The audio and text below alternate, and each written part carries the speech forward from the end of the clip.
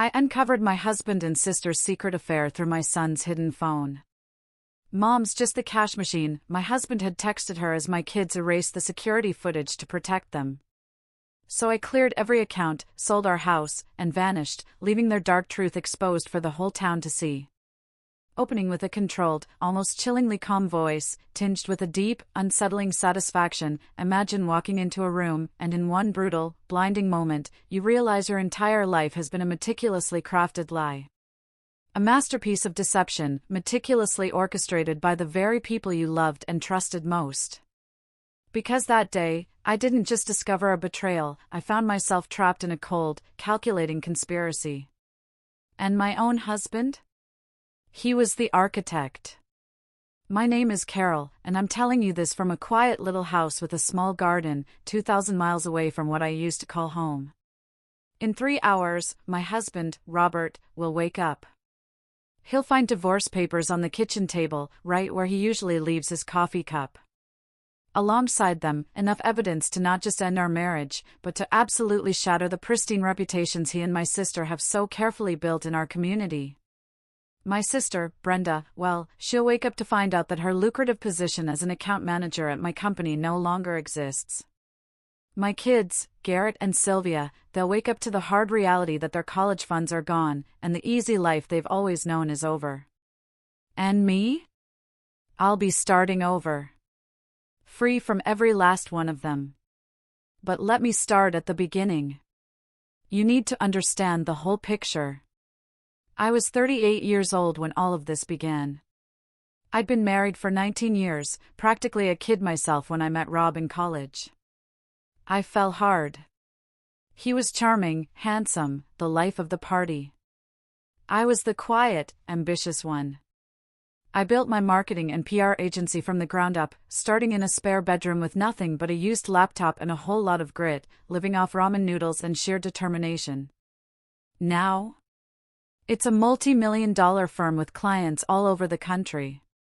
While I was working 80-hour weeks, my husband Rob stayed home to raise our 2 kids. It was a deal we made. I would build the empire, and he would manage the home front. Our son Garrett was 17, our daughter Sylvia, 15. My younger sister, Brenda, worked for me. I gave her a job when no one else would, fresh out of a messy divorce with no real skills. I trained her, mentored her, and she eventually became a senior account manager. From the outside, we were the poster family for success. We had the big house in the nice suburb, the one I designed with the architect myself. We had the Sunday dinners where everyone laughed, Rob telling stories about the kids' latest antics, Brenda complaining playfully about her impossible clients. We had the exotic family vacations, a week in Hawaii every spring, skiing in Aspen for Christmas. All paid for by my company's success. I remember one trip to Maui a few years back. I just closed the biggest deal of my career, and I surprised them all with first-class tickets. I remember watching Rob and Brenda laughing as they tried to surf, with the kids cheering them on from the beach. I took a picture of that moment. The 4 of them silhouetted against the sunset, looking so happy, so perfect. I thought, this is what all the hard work is for. Looking back at that photo now, I realize I was the only one not in the picture. I was always the one behind the camera, the one funding the shot. I was the architect of a life I wasn't even really living in. We were the whole package. The American dream, polished to a high shine. About 2 years ago, I started noticing things. Small things. The kind of things you dismiss because the alternative is just too terrifying to consider. At first, it was Rob. He joined a high-end tennis club, a place I knew he couldn't afford if he were paying for it. He started buying expensive new workout gear, became obsessed with his diet. He wasn't just getting fit, he was preening. He started dressing differently, not sloppily, but with more effort, like he was trying to impress someone. One afternoon, I dropped by the club to surprise him, maybe hit a few balls. I found him on the patio, laughing with a group of people. When he saw me, his smile faltered for just a second. He introduced me, of course, but he seemed flustered, eager for me to leave. I chalked it up to him being in his element with his new friends, and me being an intruder. Then my sister Brenda started showing up more often. She'd drop by after work to discuss projects, even though we'd already covered everything at the office. She and Rob would sit in the kitchen, drinking my wine, laughing at inside jokes while I was upstairs trying to decompress from a long day. I'd come down to get some water, and their conversation would just die.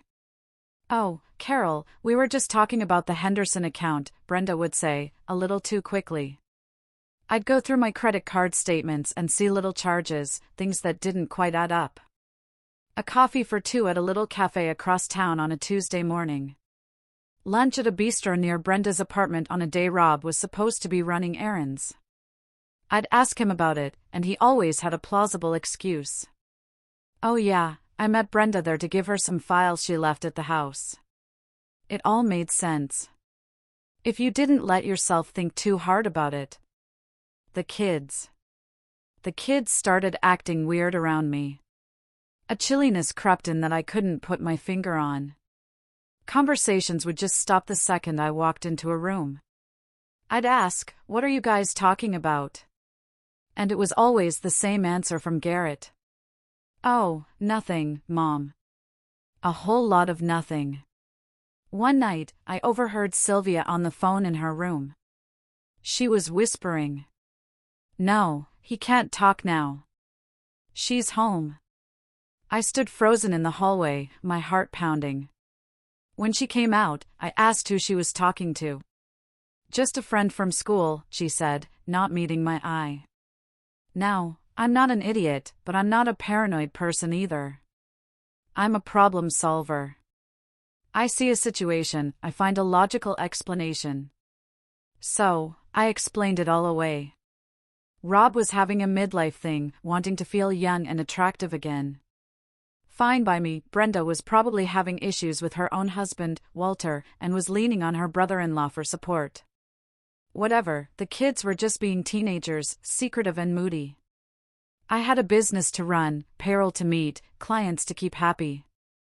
I didn't have time to play detective over every little oddity in my own home. That was my mistake. My biggest mistake. Not being paranoid enough. The truth came out 2 weeks ago, and it wasn't some dramatic confrontation. It was quiet. Mundane. And it happened by complete accident. My son, Garrett, asked to borrow my tablet. He said he'd misplaced his. I knew I'd seen it in his room earlier that day, on his desk under a pile of textbooks. So, I went up to his room to grab it. The room was a mess, as usual. Clothes on the floor, books everywhere. While I was looking for it, I knocked over a stack of books by his bedside table. Tucked behind them, almost completely hidden, was an old iPhone. It wasn't his current phone. It was an old model, one I hadn't seen in years. It was just weird. My first instinct was to just put it back. Leave it alone. It was his private space. But something made me pick it up. A little voice in the back of my head that I'd been ignoring for 2 years finally screamed at me. My hand was trembling slightly as I pressed the power button. It lit up. It still had a charge. And it was unlocked. For a second, I just stared at the screen, my heart hammering against my ribs. I could still turn back. I could put the phone down, walk away, and continue living in my comfortable, orderly illusion. But I knew I couldn't. I had to know. I opened the messaging app. What I found on that phone didn't just break my heart. It vaporized it. It took everything I thought I knew about my life, my family, my own reality, and it turned it all to dust. 2 years of messages. Between my husband Rob and my sister Brenda.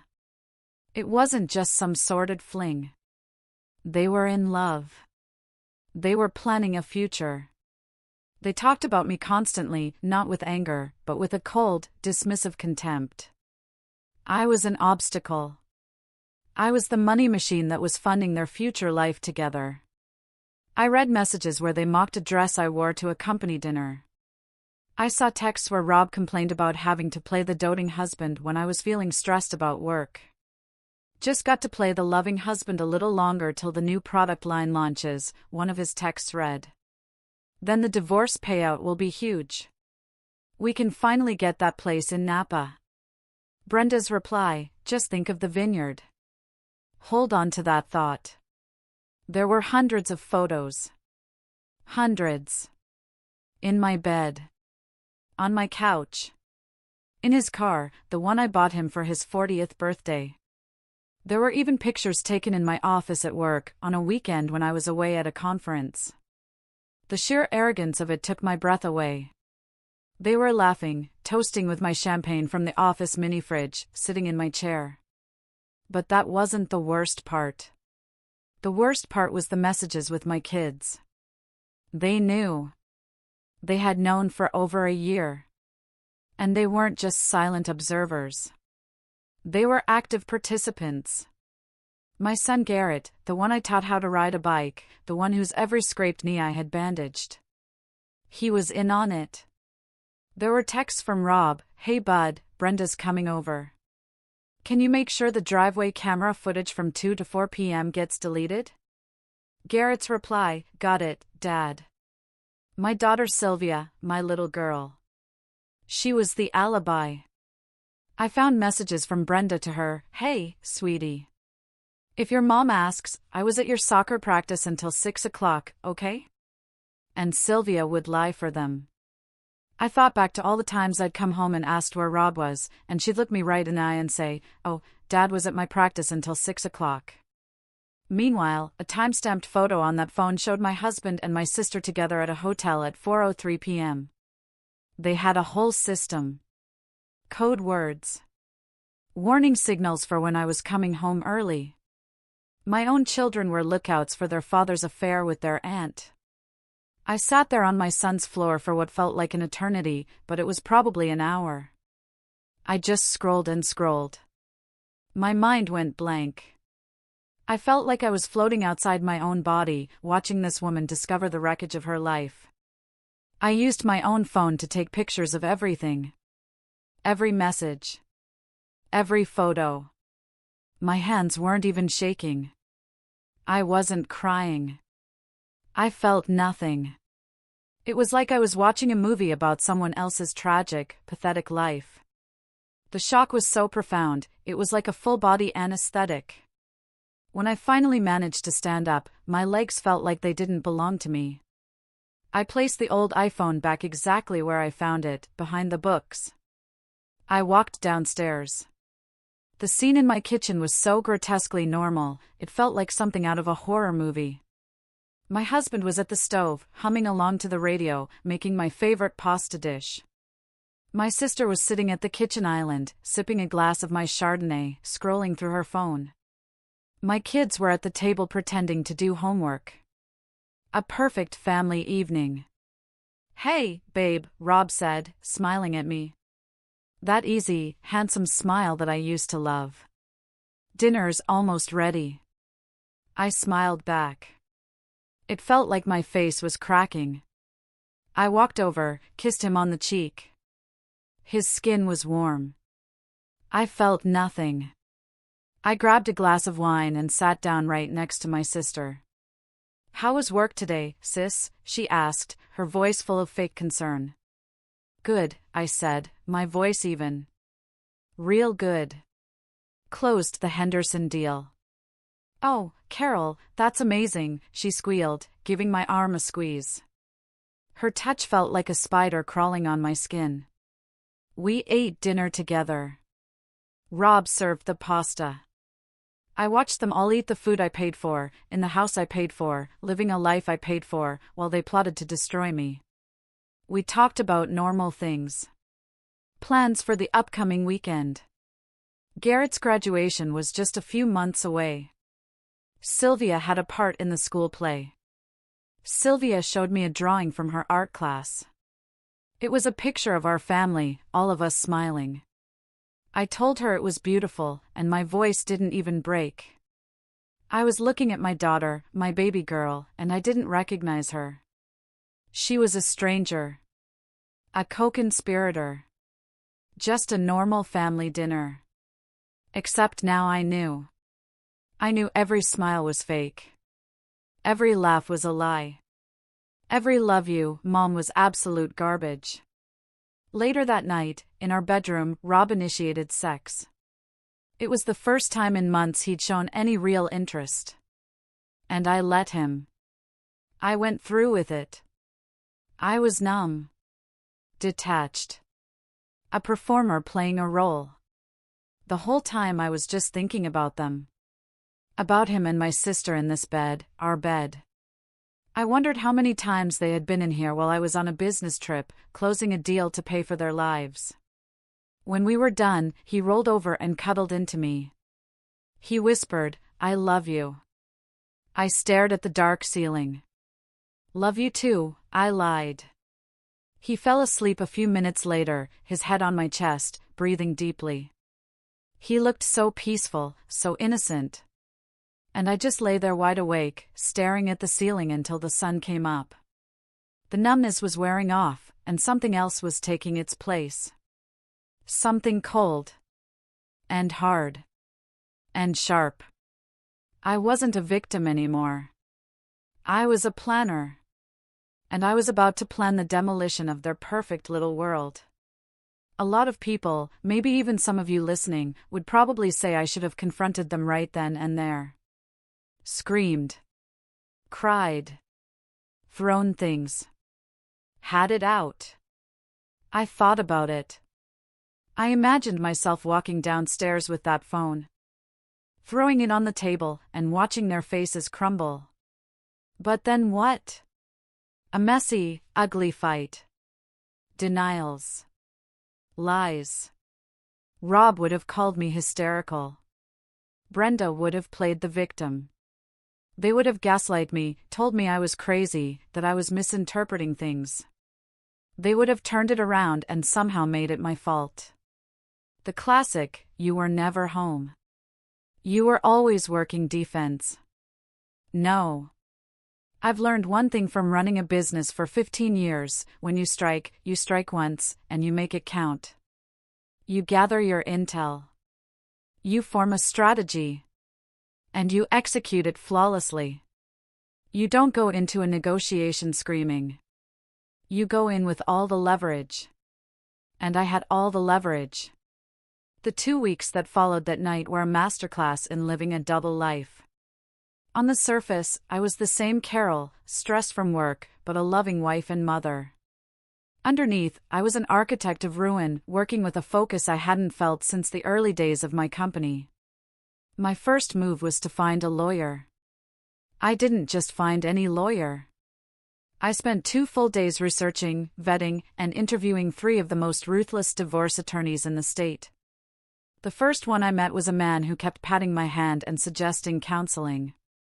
"Marriage is a marathon, Carol," he said condescendingly. I walked out after 10 minutes.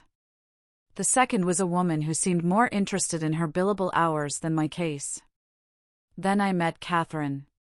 She was a woman in her 60s with eyes that could cut glass and a reputation for eviscerating cheating spouses in court.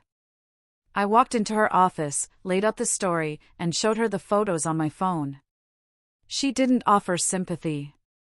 She just smiled, a thin, sharp smile, and said, "Oh, this is good. This is very, very good. It turns out my state still has adultery laws that matter a great deal in divorce proceedings, especially when it comes to the division of assets." Those photos I took? Gold. The fact that my sister was my employee, and that she and my husband had used company property, her company car, her company phone, for their affair? Even better.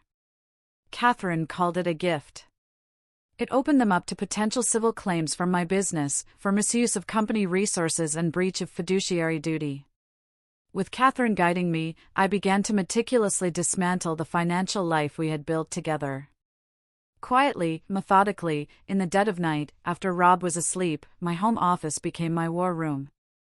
First, I paid off all our joint credit cards down to a 0 balance. Every single one. Then I called each company and closed the accounts. The reason I gave was financial consolidation. The next day, I went to my company's HR department and had my direct deposit rerouted to a new, individual bank account in my name only. That was a big move. The salary that funded their entire lifestyle was now firewalled away from them. I started moving money around. I couldn't just drain our joint savings without raising alarms. So, I started making a series of legitimate loans to a shell corporation owned by a trusted friend from college. I drafted the paperwork myself. On paper, it was a sound business investment. In reality, it was me securing my capital before the demolition. I came home one evening and announced I was selling my boat and Rob's precious sports car. He was horrified. But why, Carol? I love that car. We have so many great memories with the boat. I feigned anxiety, rubbing my temples. I even practiced looking distressed in the car on the way home. Honey, I'm just so worried about the market.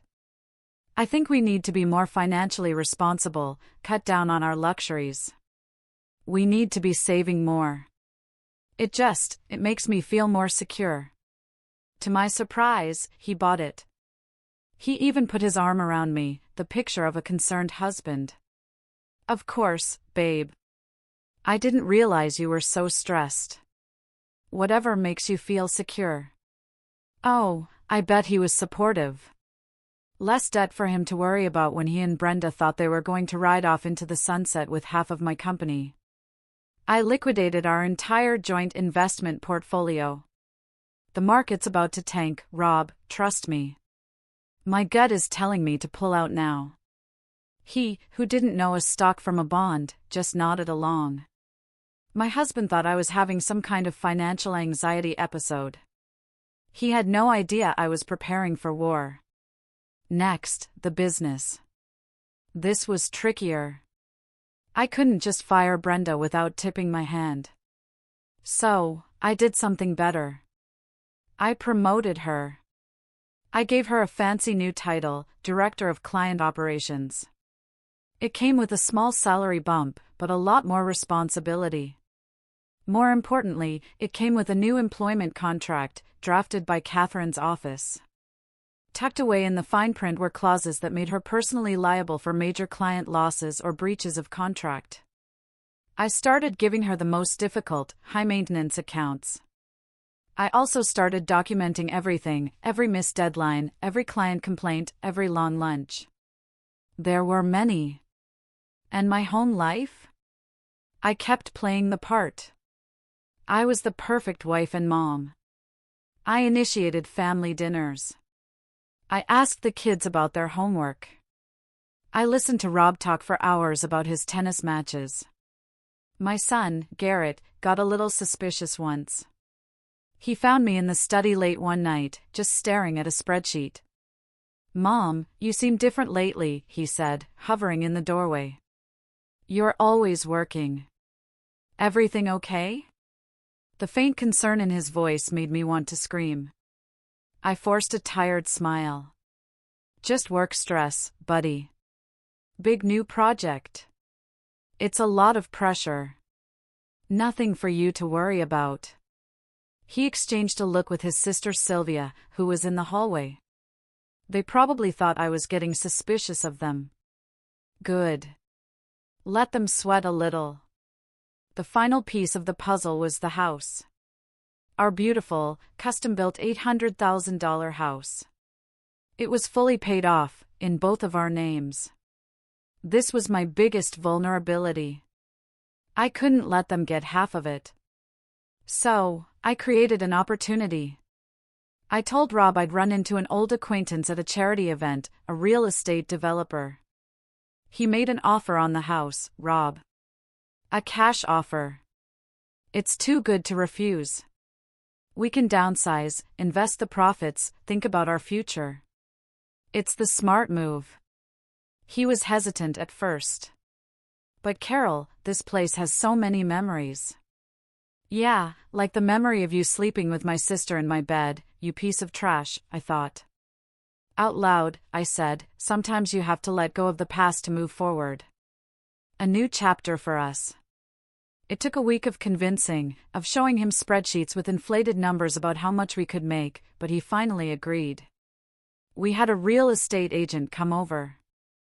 I watched as Rob charmed her, walking her through the home I designed, pointing out the features I chose. I had to go into the bathroom and splash cold water on my face to keep from screaming. We signed the initial paperwork. The closing was in 30 days. He thought we were going to go house hunting next week. He even brought home brochures for gated communities in the next town over. We're not going. Brenda came by the day after we signed. She walked around the living room, touching the furniture. Are you sure about selling, sis? This place is so special. Yeah, I said, looking her right in the eye. Sometimes you just need a fresh start. She actually had the nerve to pat me on the shoulder. That's really brave, Carol. 3 more weeks. 3 more weeks of this charade. Then I was going to burn it all to the ground. And for everyone worried about the kids? They made their choice. They chose to lie to me every single day for over a year. They weren't toddlers. They were old enough to know right from wrong. They picked their side. Now they were about to have to live with it. The final 6 weeks were a blur of meticulous planning and compartmentalization. I was living a double life, and I was getting damn good at it. During the day, I was the distressed but loving wife and CEO. At night, after everyone was asleep, I was on my laptop, methodically setting up my new existence.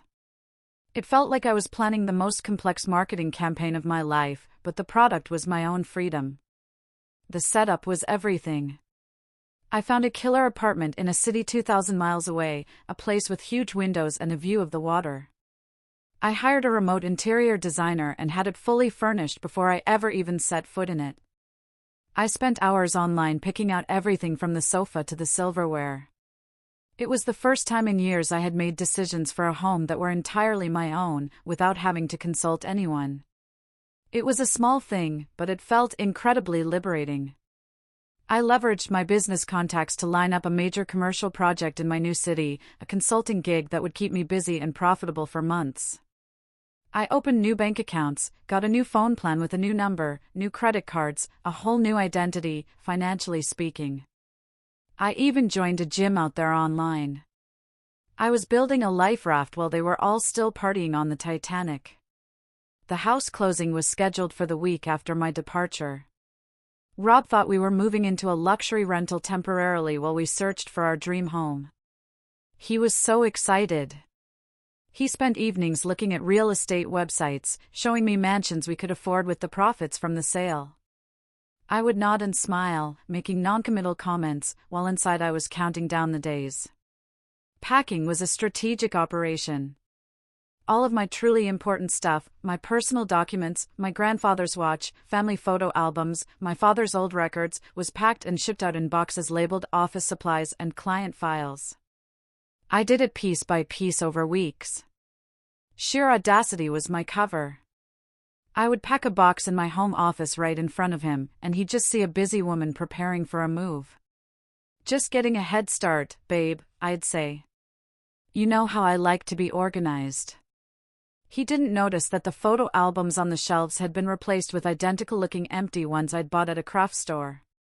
He didn't notice that the expensive watch I wore every day was a convincing replica I'd bought online. The real one was already in a safe deposit box in my new city. The night I packed the real watch was hard. It was my father's. He gave it to me when I graduated college. Holding its weight in my hand, I felt a wave of grief for the family I thought I was protecting, the legacy I thought I was building. Then I thought of their betrayal, and the grief hardened into resolve. I wrapped it in bubble wrap and placed it in the box. I even bought a whole new set of my favorite professional tools and had them shipped to the new office space I was leasing. They were completely oblivious. The business restructuring was the trickiest part. I couldn't just dissolve my company without raising 1,000 red flags. So, as I mentioned, I did something better. I held a small office party to celebrate Brenda's new title as operations director. She beamed, soaking up the attention, making a little speech about how grateful she was for my mentorship and sisterly love. I nearly choked on my champagne. What she didn't know is that the contract she signed, the one Catherine's office had drafted, made her personally liable for any major screw-ups. I also started a quiet investigation into her expense reports and discovered she'd been using the company credit card for personal luxuries, spa days, expensive dinners with my husband, even a weekend trip. And her drinking, which had started as a glass of wine at lunch, had escalated. I had multiple reports from other employees of her smelling like alcohol on the job. It was all being documented. Then I approached Regina, my office manager. Regina had been with me for 15 years, since the very beginning. She was a single mom who had started as my part-time assistant. She was loyal, brilliant, and hardworking. I called her into my office one evening and closed the door. I told her I was making some major life changes and that I wanted to sell the company. I saw the panic in her eyes. Then I laid out my offer, a legitimate sale of 60% of the company's ownership to her, financed by the company itself. It would make her the majority owner and CEO. The sale would be finalized the week after I left. I would retain 40% as a silent partner, guaranteeing me a steady income stream without any involvement. She cried when I told her. She thought I was joking at first. Regina, I said, this company is my baby. I'm not giving it to just anyone. I'm giving it to the only other person who loves it as much as I do. She deserved it. And the kids? This is the part where people will probably hate me, but I honestly don't give a damn. They were getting exactly what they deserved, a dose of reality. My son Garrett's college fund, which was substantial, was in a trust account with only my name on it. I liquidated it. Every penny. He was going to find out the hard way when he tried to access it for his first tuition payment. My daughter Sylvia's 16th birthday was coming up, and I had been planning to buy her a brand new car. That wasn't happening. The credit cards I paid for, the ones they used for everything from fast food to new clothes, were scheduled to be cut off the day I left. They wanted to play adult games with adult betrayals? Welcome to adult prizes. The universe gave me one final clarifying moment just last week. I was watching a movie with Sylvia, just the two of us. It was a rare quiet evening. Her phone buzzed on the couch next to her. She glanced at it, and I saw her face go completely white. Everything okay? I asked, keeping my voice casual. Yeah, just friend drama, she stammered. But I had seen the message preview. It was from Rob. It said, Brenda just left. Coast is clear. Sylvia looked at me, her eyes wide, trying to gauge if I'd seen it. I just smiled, grabbed a handful of popcorn, and said, these teenage years, huh? So much drama. She gave a nervous little laugh and quickly typed something back. I saw her phone screen before she turned it away. Her reply was to my sister, Brenda. It said, all clear. Mom's clueless. Clueless, that's what my little princess thought of me. That single word solidified every cold, hard decision I had made. There was one more person to consider in this whole mess, Brenda's husband, Walter.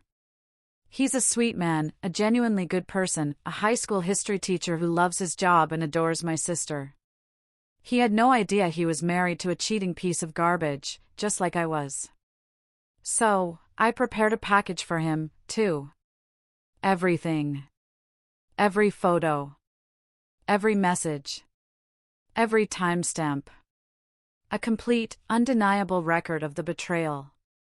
He deserved to know what kind of woman he was married to. I arranged for a courier to deliver that package to his school the day after I left. So, here's the plan for tomorrow. I leave for a business trip in the morning, an early flight.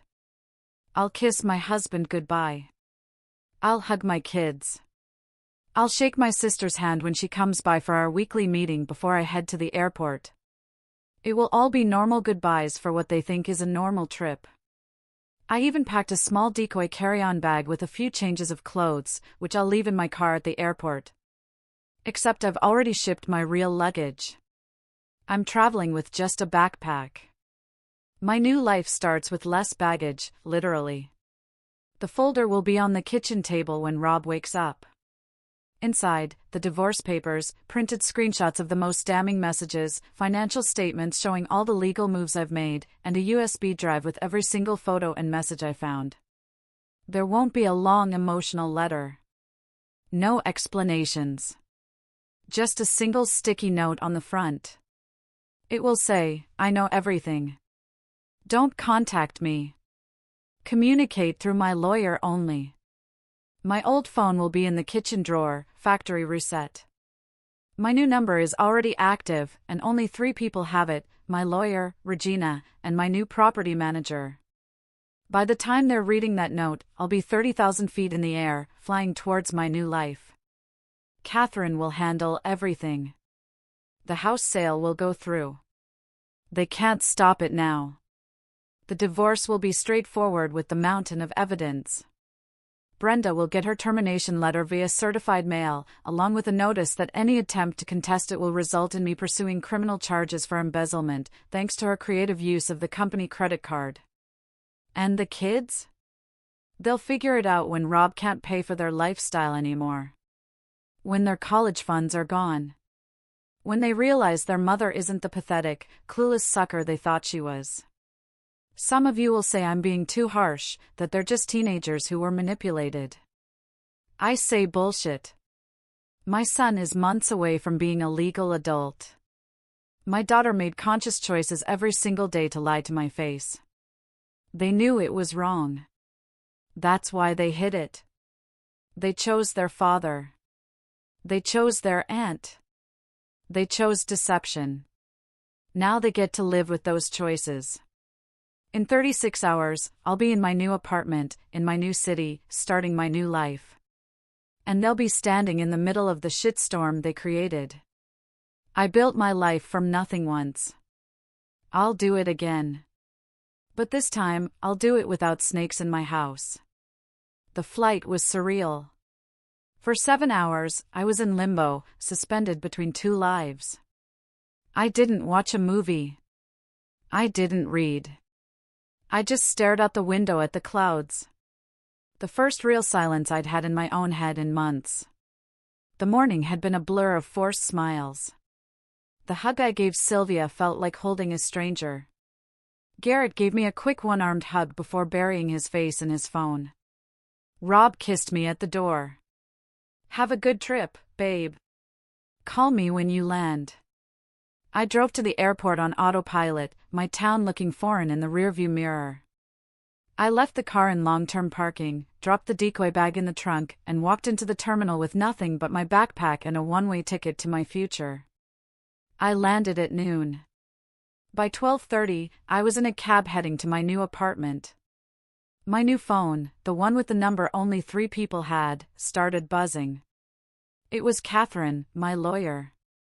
"The package has been delivered," she said, her voice crisp and professional. "And the recipient is not pleased." She told me my old phone, the one I left behind, had been blowing up her office's answering service. By the time I checked into my new building, I had 47 missed calls from various numbers belonging to Rob, Brenda, and my parents. I didn't answer a single one. I stood in the middle of my new, beautifully furnished, and completely empty apartment, listening to the city sounds outside my window, and I felt a profound sense of peace. The storm was breaking, and I was safe in the eye of it. The shit didn't just hit the fan, it hit every fan in a 10-mile radius.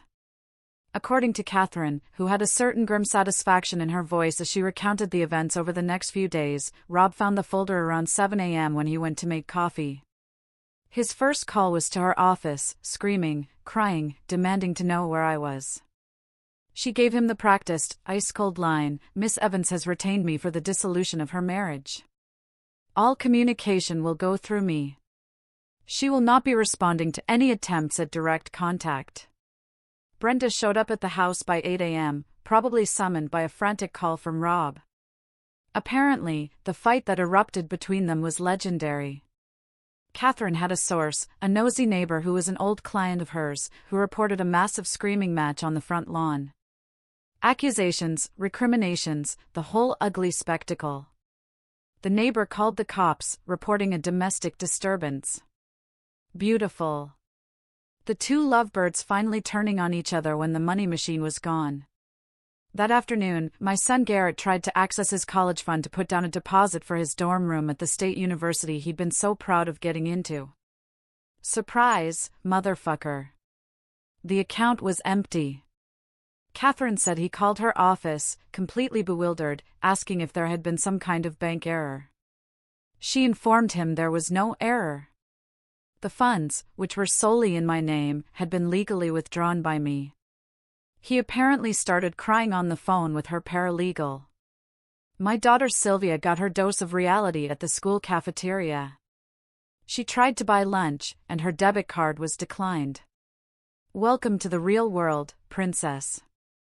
Her friends had to spot her the cash. The humiliation was just beginning. The immediate fallout was just the beginning. The package I sent to Walter, Brenda's husband, was delivered to the high school where he teaches. He opened it during his lunch break. He didn't just leave her. He went scorched earth. He posted everything, the messages, the photos, the whole sordid story, on his Facebook page. He wrote a long, heartbreaking post about betrayal, about trust, and about the two people who had destroyed his family. He tagged Rob. He tagged Brenda. He tagged our local community group. The whole town knew within hours. Rob and Brenda tried to do damage control. They posted some vague crap about going through a difficult time and asking for privacy. That went over about as well as you'd expect when everyone in your social circle has already seen screenshots of you and your sister-in-law in bed. The comment sections were a bloodbath. The work situation detonated the next morning. Brenda had the audacity to show up to work like nothing had happened. Regina, my loyal manager and now the new majority owner, was waiting for her. She had security escort my sister out of the building she used to walk into like she owned the place. Brenda screamed about wrongful termination. The company's lawyer, already prepped by Catherine, shut that down real quick with the file documenting her misuse of company property and her on-the-job drinking.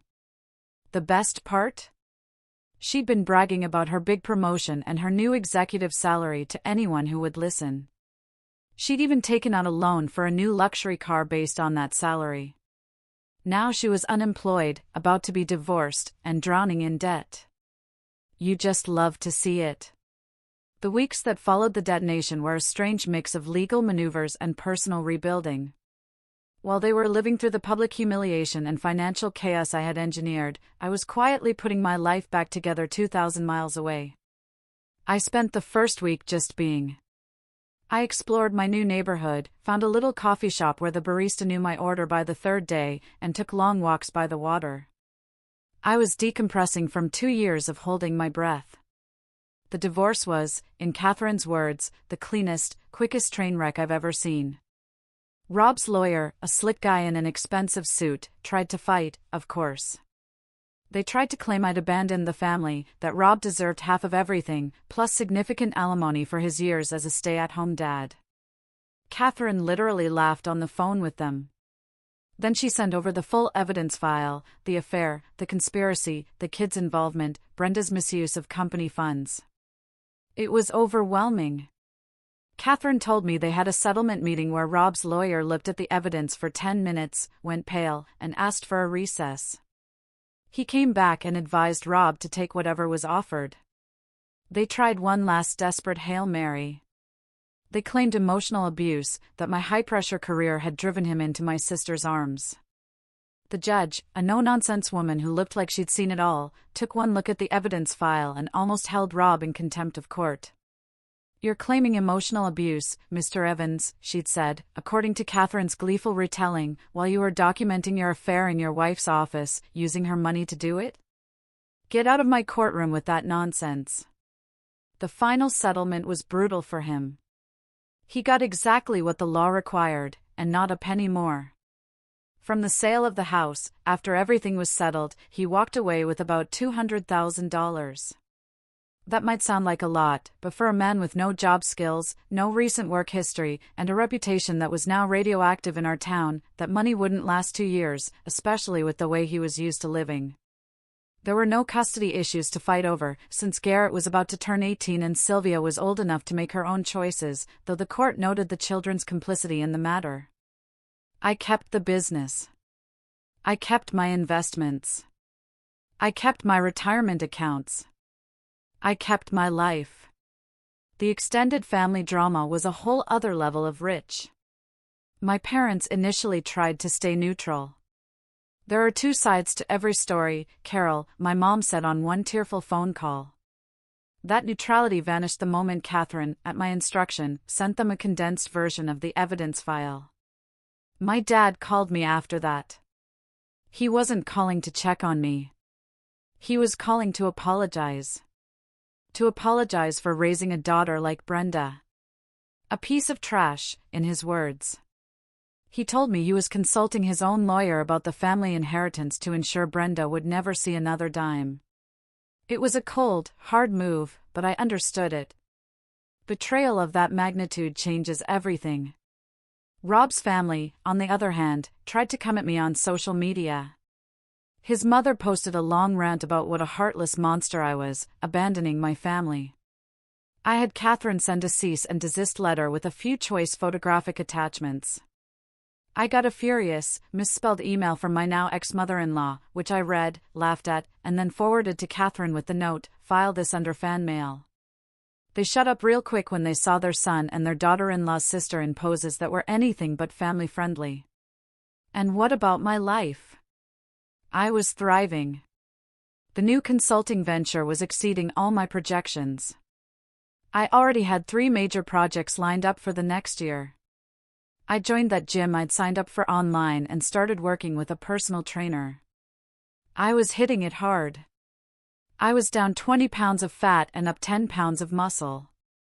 The anger was a powerful motivator. Dating? Not yet. I wasn't ready, but I'd had offers. Turns out a successful, fit, single woman in her late 30s is in demand. Who knew? I bought myself a new car, a sleek convertible I'd always wanted, but Rob had said was impractical. I paid cash. I also started seeing a therapist, not because I was sad or guilty, I wasn't, but because I wanted to make sure I understood how I had let this happen. I wanted to make sure I would never, ever miss the red flags again. She helped me realize I hadn't just been betrayed by my family. For years, I had betrayed myself by ignoring my own instincts. The last I heard, through the grapevine of old friends, Rob was living in a 2-bedroom apartment, working a retail job at a big box store. Brenda was crashing with friends, unable to find work because our industry is small, and everyone knows what she did. Walter, her ex-husband, took their kids and moved back to his hometown in another state. They were doing well. The kids. This is the hardest part to talk about. This is where the anger gets mixed with something that feels a lot like grief. A funeral for the children I thought I had. It wasn't a clean, simple anger.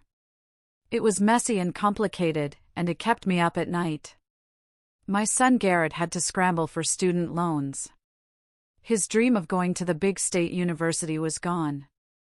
Turns out when dad's not there to pay for everything, that full ride to community college starts to look pretty good.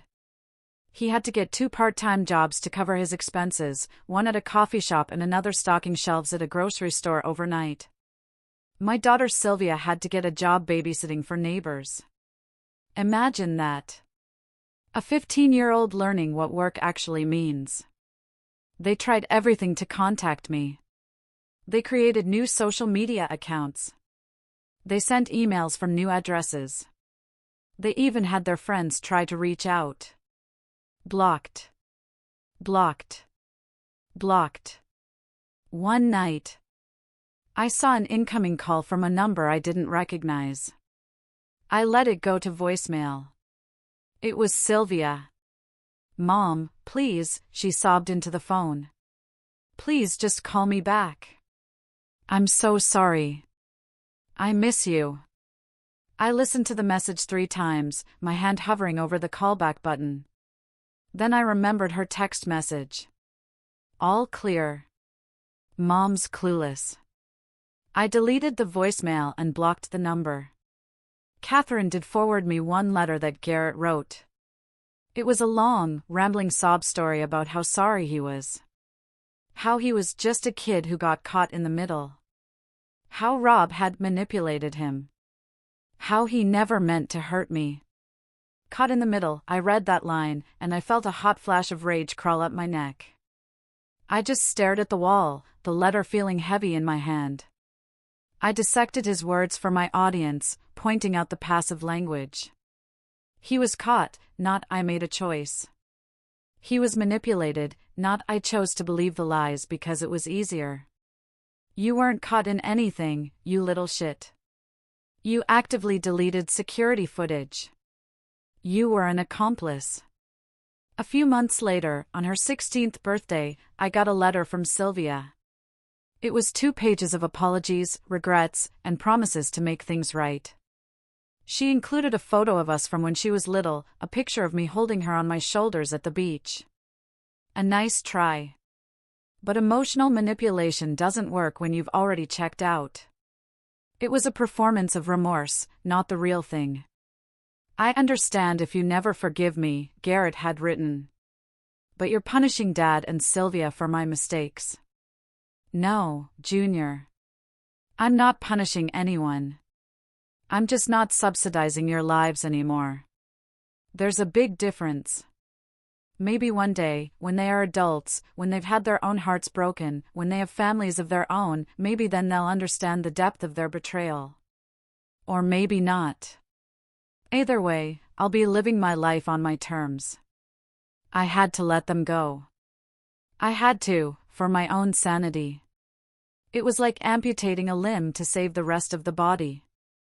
It hurt like hell, but it was necessary for survival. Life moves on. That's what they tell you, right? But for a long time, it felt like I was just going through the motions. Wake up, go to the gym, work, eat, sleep, repeat. I was functional, successful even. But there was a hollowness inside me. I had built walls around my heart so high and so thick, I wasn't sure if anything could ever get through again. I went on a few dates with nice, normal men, but I felt nothing. I was polite, but distant. I couldn't let my guard down. Then something unexpected happened. Walter, Brenda's ex-husband, reached out. It started with an email. He just wanted to thank me for telling him the truth. He said it was the hardest thing he'd ever gone through, but knowing was better than living a lie. That one email turned into 2, then into long text conversations. We were 2 survivors of the same shipwreck, comparing notes. We talked about our exes, about the betrayal. But we also started talking about other things, about his love for history, about my passion for building brands, about our kids, about feeling lost in your late 30s. He told me something during one of those late-night calls that chilled me to the bone. He said that in the mess of their divorce, Brenda had admitted everything. She and Rob had been planning it for years. They weren't just waiting for my company to grow. They were waiting for my parents to pass away. My father had a heart condition, and they knew I was the main beneficiary of their will. They were waiting to get their hands on my inheritance, too. And the kids? The kids knew about that part of the plan as well. That little tidbit erased any lingering shred of doubt I had about my decisions. This wasn't a mistake. This was a conspiracy.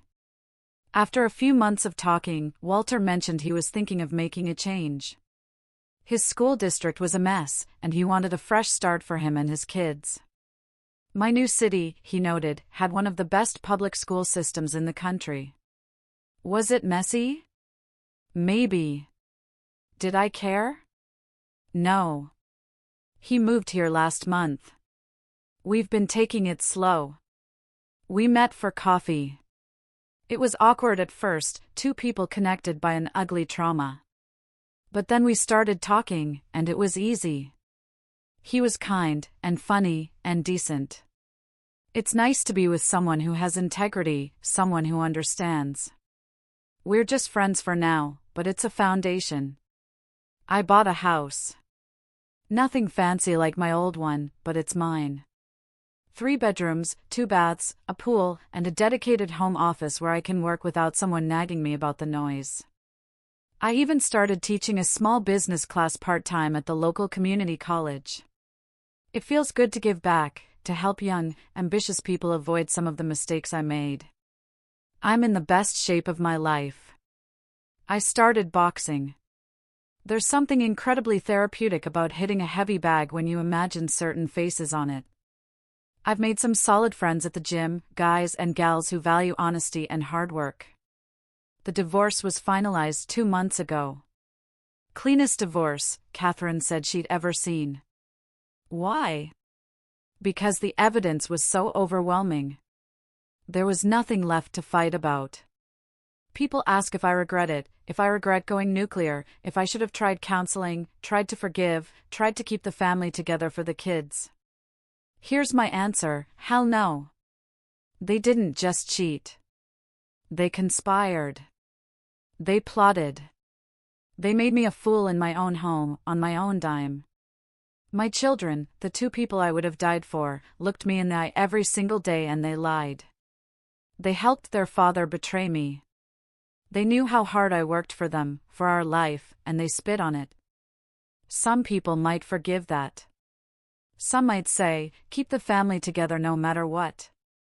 Those people are better than me. Or maybe they're weaker. It depends on your perspective.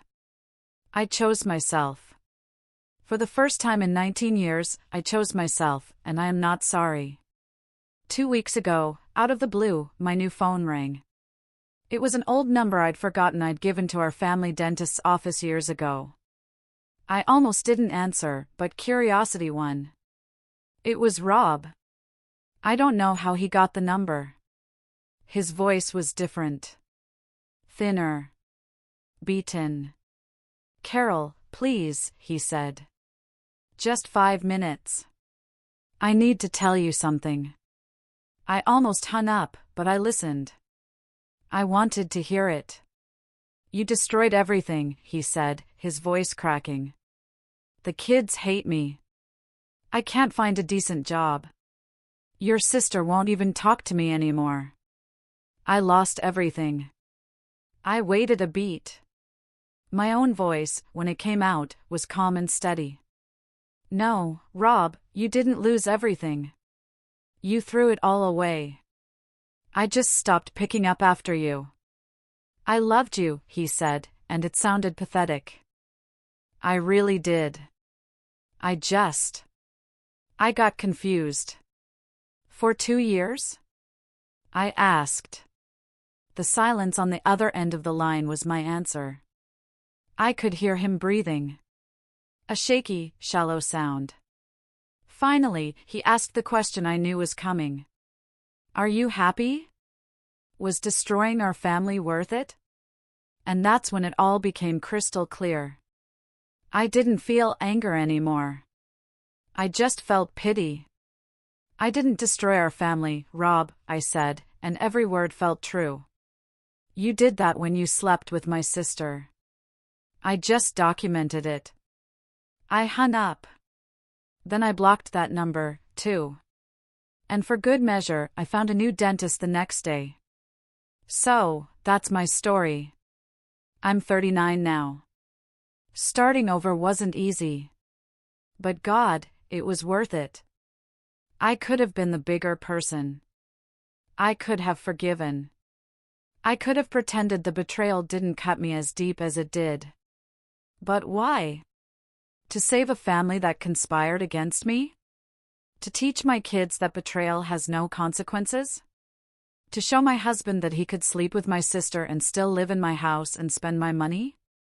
No, thank you. I chose scorched earth. I chose consequences.